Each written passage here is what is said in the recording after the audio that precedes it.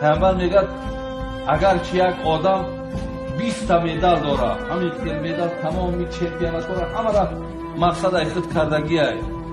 از تمام میجا آبروش بالاترین میگه این میگه پهلوانی نمیگه. ببینید اگر چه صاحب 10 مدال طلا هم که باشد میگه لیس شدید و بسرعه، ما او را پهلوان گفتن نمیتونیم. پهلوان کی را میگیم؟ الذی یملک نفسه عند الغضب، آدمی که وقتی حالت غضب است غضب‌آلود نمیشود. ببین والکاظمین الغیظ، غضب و خشمش فرو میبره، میخره نابودش میکنه، غضبناک نمیشه. این آدم پهلوانه. السلام علیکم محترم داملا، من از شما خواهش میکنم که درباره بعضا عرف و عادت‌هایی که تا حال در بین مردم ما وجود دارند و مثل در جنازه ها ارتش دادن، هفته، چیلم، 6 ماهگی و غیره روشنی اندازید و تا کدام اندازه درستی این را شرح دهید. شاید با این سوال ها شما بارها جواب داده باشید، تکرار هم شود، التماس بار دیگر مفصل تر فهمانید. در محله ما اگر با جنازه خانهای قطاری یک سامانی دهند و حاجیان 5 سامانی می دهند، آیا این درست است؟ با احترام یکی از مخلصان شما. برادر عزیز، وقتی که همون حاجی یا داملایی که در همون معرکه جنازه اشتراک میکند، وقتی که برای او تو چی 5 سامانی میدهی چی 10 سامانی میدهی، این تو به یک نیت صدقات میدهی، اون کس ایرا رد نمیکنه، او را قبول میکنه. لیکن من ندیدم هیچ حاجی و هیچ داملای را که وای طلب کند که مرا 5 سامانی ده یا مرا 10 سامانی ده. من ندیدم تا حال و نشنیدم. وقتی که اونها را 5 سامانی دادین، 10 سامانی دادین برای همون خوشنودی ارواحاتان یا برای یک ختم قرآن کردن، دیگر بعد مذمتشان نکنید که من شما را 5 سامانی دادم یا 10 سامانی دادم، بلکه دادین با او کس وظیفه‌دار کنید که در حق پدر و مادر من دعا کن، وای خیر می شود، وای ضرر ندارد. لیکن در باب 40 و 6 ماهگی و سال و هفته و امروز 20 روزگی هم برآمد است و 60 روزگی هم برآمد است و باز 2 سالگی قید میکنیم، 3 سالگی قید میکنیم، اینها برآمدن. اینها را باز من تکرار میکنم که اینها از اسلام نیستند. در یگان احادیث های پیغمبر خدا نگذشته است که خواه پیغمبر خواه اصحاب او را 3 بیگی نکرده باشند یا 7 داده باشند یا 40 داده باشند یا دیگر معرکه هایی که هستند. اینها عرف و عادت هایی هستند که در بین ما و شما اینها را دشمنان اسلام پیدا کردند، برای شکستن اقتصاد مسلمان همینها را برآوردند. امروز اقتصاد ما را شکستند. باور کنین ما هیچ کداممان بای شده نمیتوانیم، برای که شکر خدا 10 تا فرزند داریم، 10 فرزند داریم.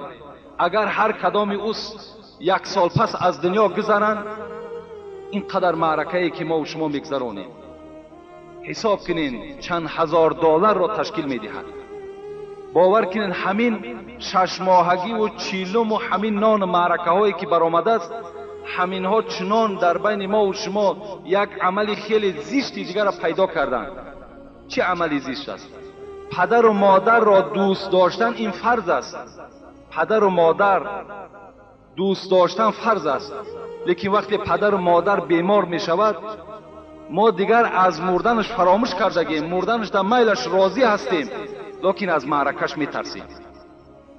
دیگر هیچ غمگین نیستیم که پدرمان هم گذشت میلش گذرد، مادرم هم گذشت میلش گذرد، لیکن معرکه ای را چخیلی می کرده باشید. اینقدر مبلغ از کجا من میافته باشم؟ باور که من در فکر دیگر محبت پدر مادر نیستیم، فقط همین در خیال ما فقط نان معرکش میگذره. از خانه بیرون برآمده نمیتوانیم، هیچ جا استراحت کرده نمیتوانیم. تمام در راحت برای آدم مسلمان بسته شده است. برای مبلغ نداریم دیگر. یک کتاب برای تبلیغ خریده نمیتوانیم. 4 سومی که میابیم پس انداز کردیم برای پدر و مادر ما مرده شد. نیست دیگر، ماندیم. چیکار کنیم؟ امروز باید که همه اتفاق شود. اقلاً کمی از اینها را از بین بیرون کنیم. اقلاً سه بگینش نابود کنیم. اقلاً همین 40 و 20 و 6 ماهه و دیگرش دور کنیم. کدام از انسانی که نان معرکه میکند وقتی خاندانش میروی باور کنیم فقط گپش همین است. بسیار مشکل من آمد، بسیار زور من آمد. حتی که دست به قرضم زدن، از کجا خیر احسان می شود؟ به قرض خیر احسان کردگی ده باور که همون خوردگی آدم گناهگار می شود خودش. هفته ما تمام کردیم تا آخری سال پنجشنبگی. امروز چنان با بیرحم نشیدیم که از 10 نفر و 15 نفر در خانه ها کم نیستند. 3 توه 4 توه هر روز پنجشنبه. دیگر در این بابت باور کنید من هیچ صحبت کردم نمیتوانم. اینا فقط باید که همبستگی باشد، چه از طرف وکیل محله، چه از طرف همون نظارتچی که در محله از طرف کارگرای ارگان‌های داخلی وابسته هستند. یعنی همه کسا اگر به این مبارزه بریم ان شاء الله ما ایرا از بین نابود میکنیم. لیکن برای نابود کردنش بعضی از برادرها شاید که خفه هم شوند. خفه هم که شوند اسلام دستورش این نیست. خداوند در قرآن میگوید و ما یعمل مثقال ذره خیرا یره و ما یعمل مثقال ذره شر یره. خیر احسان دستت میرسد، من زید نیستم. در حق پدر مادرت خیر احسان کن. باز همسایه ها تا دستگیری کن برای روحانیت پدر مادرت. خب این زلالی ندارد. یعنی خیر احسان ما طبق عقیده ای که ما داریم به روحانیت پدر مادر میرسد. خیر احسانی که میکنیم اگر یک سامانی هم که باشد به روح پدر مادر ما و شما میرسد. لیکن با شرطی که ما شرایط داشته باشیم، با شرطی که دستمان رسد.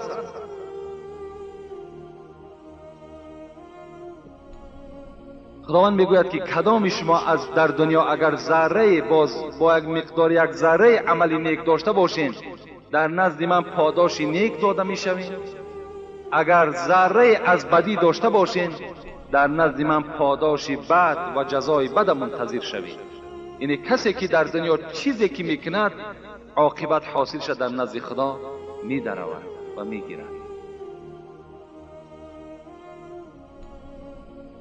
بسم الله الرحمن الرحیم. درود و رحمت باد بر تو عالم شیرین زبان و شیرین گفتار.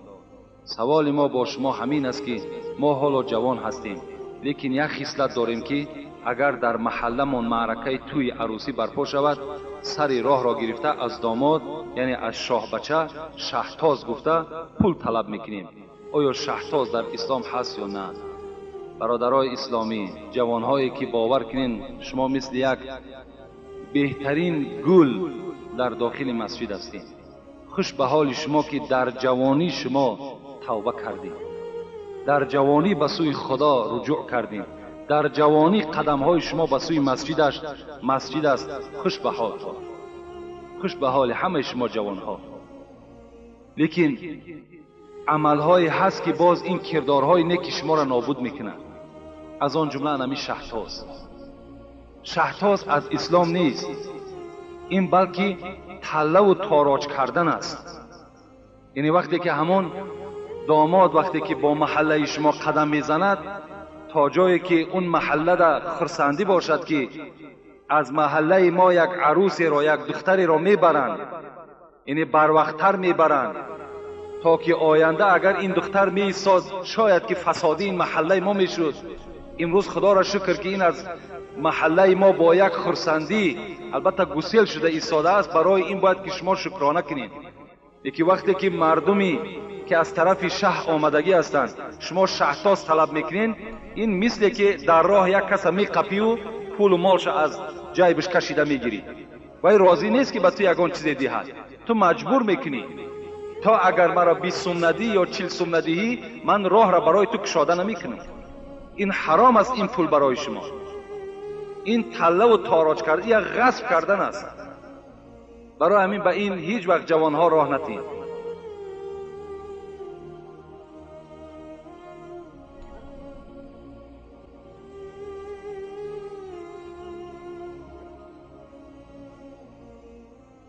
السلام علیکم اکای حاجی میرزا، التماس میکنم به سوال من جواب گردانی.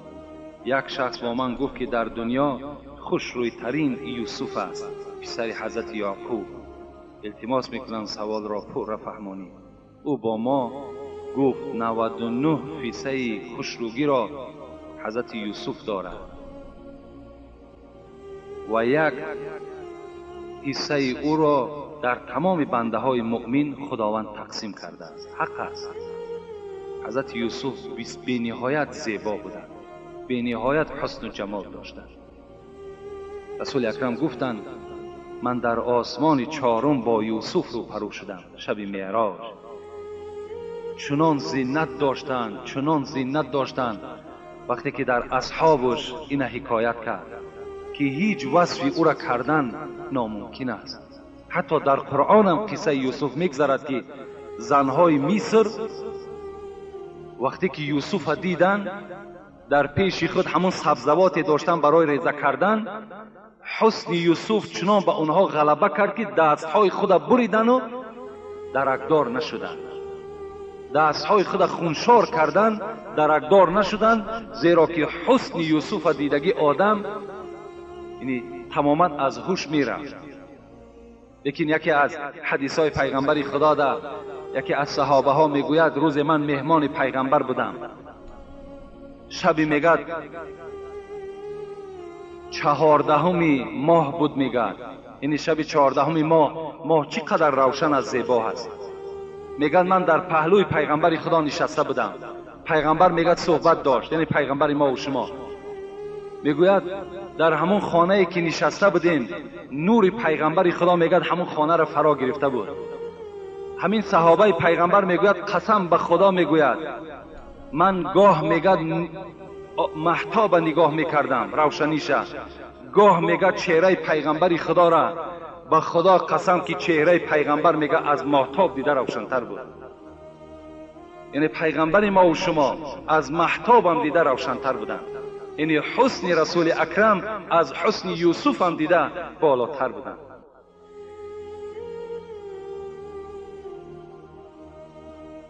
السلام علیکم بابای حاجی میرزا جان، ما خواهش داریم از زبان شما شنویم جواب سوال را ساده کرده به ما فهمونید. مردکی که قاشش را میتراشد گناهکار میشود یا نه؟ این ابله از کسی قاش را میتراشد؟ نه خب مرد قاش تراشد. مرد است. قاش تراشی، قاش چیندن چگونه ای که ما از حدیث پیغمبر خدا به شما رسانیده بودم که 4 طایفه را پیغمبر خدا لعنت کرده بود که یک تای همون که هست زنهایی که قاشهای خود باریک میکنند و کسانی که با این قاش باریک کردن با متخصصند. از حساب همین قاش چیندن اونها پول میگیرن، مال میگیرن. دیگرش زنهایی بودن که دندانهای خود باریک میکردن. دیگرش زنهایی بودن که چهره های خودشان در خال میگذاشتند.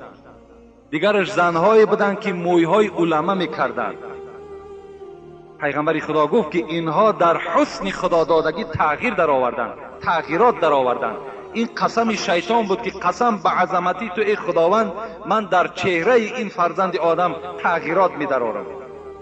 همین گمان شیطان حق برآمد. امروز زنها را تماشا کنین، قاشها باریک کردگی هستند، مویهای علمه دارند، خالها میگذارند، دندانهای باریک دارند. اینها را پیغمبر خدا لعنت کرد.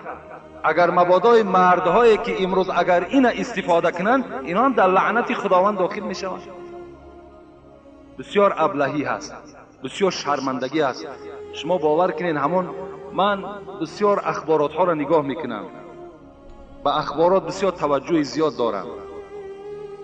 وقتی مردمی اسپانیا را تماشا کنیم یا مردم ایتالیا را، در یک گوش مرد 3 گوشوار دارد، 3 گوشوار، یا در لبهاشون نگینه ها سخت کردگی هستند، در بینی هم نگینه سخت کردگی هستند و دیگر تغییرات های همین مردها در آوردن. لیکن اونها از طایفه هستند که اونها را مردهای دیگر استفاده میکنند، اونها را مردهای دیگر استفاده میکنند.